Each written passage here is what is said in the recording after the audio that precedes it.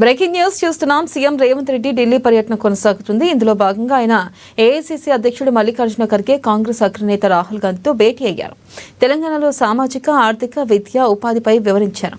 రాజకీయ కుల సర్వే తీరును రాష్ట్ర శాసనసభ ఆమోదించిన బిల్లులపై ఇరు నేతలకు తెలిపారు. ఇక దేశంలో తొలిసారిగా తెలంగాణ రాష్ట్రంలోనే పారదర్శకంగా పగడ్బందీగా కులగణన చేశామని పేర్కొంటూ నేడు ఎంపీలకు రేవంత్ రెడ్డి ప్రెజెంటేషన్ ఇవ్వనున్నారు.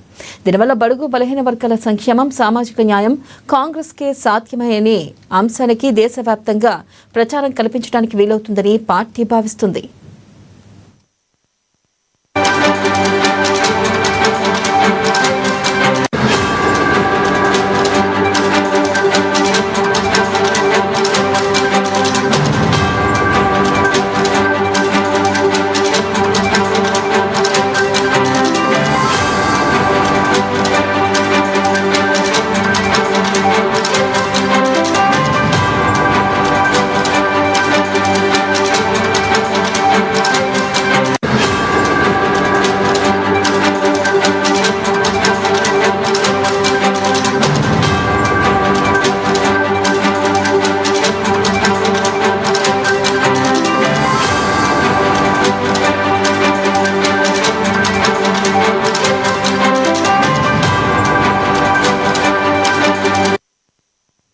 బ్రేకింగ్ న్యూస్ చూస్తున్నాం. సీఎం రేవంత్ రెడ్డి ఢిల్లీ పర్యటన కొనసాగుతుంది. ఇందులో భాగంగా ఆయన ఏఐసీసీ అధ్యక్షుడు మల్లికార్జున ఖర్గే, కాంగ్రెస్ అగ్రనేత రాహుల్ గాంధీతో భేటీ అయ్యారు. తెలంగాణలో సామాజిక, ఆర్థిక, విద్యా, ఉపాధిపై వివరించారు. దీనిపై మరింత సమాచారాన్ని మా ప్రతినిధి రమేష్ అందిస్తారు. రమేష్, 2 రోజుల ఢిల్లీ పర్యటన కోసం సీఎం రేవంత్ రెడ్డి ఢిల్లీకి వెళ్లారు.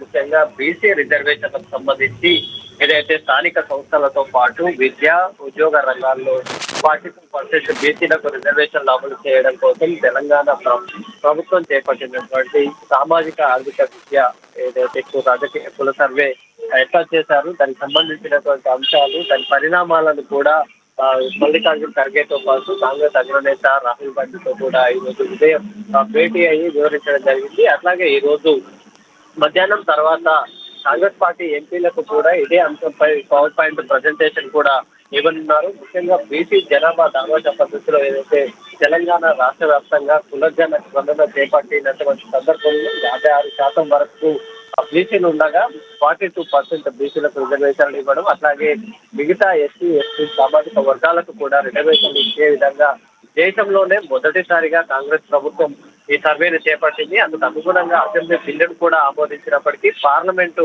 వద్ద ప్రస్తుతం పెండింగ్ లో ఉంది. ఇదే అంశాన్ని ఆ పార్లమెంటులో లేవనెత్తాలి. కాంగ్రెస్ పార్టీ కూడా ఈ నినాదాన్ని తీసుకోవడం సాధించినట్టయితే కనుక కాంగ్రెస్ కు మాత్రమే బడుగు బలహీన వర్గాలు ఎవరైతే ఉంటారో వారికి కాంగ్రెస్ పార్టీ మాత్రమే అండగా ఉంటుందనే సంకేతాన్ని ఇవ్వడం సులభంగా ఉంటుందని కూడా రేవంత్ రెడ్డి అగ్రనేతలకు తీసుకొచ్చారు. ఈ నేపథ్యంలోనే ఏఐసీసీ చీఫ్ మల్లికార్జున ఖర్గేతో పాటు రాహుల్ గాంధీతో కూడా ఆయన భేటీ అయ్యారు.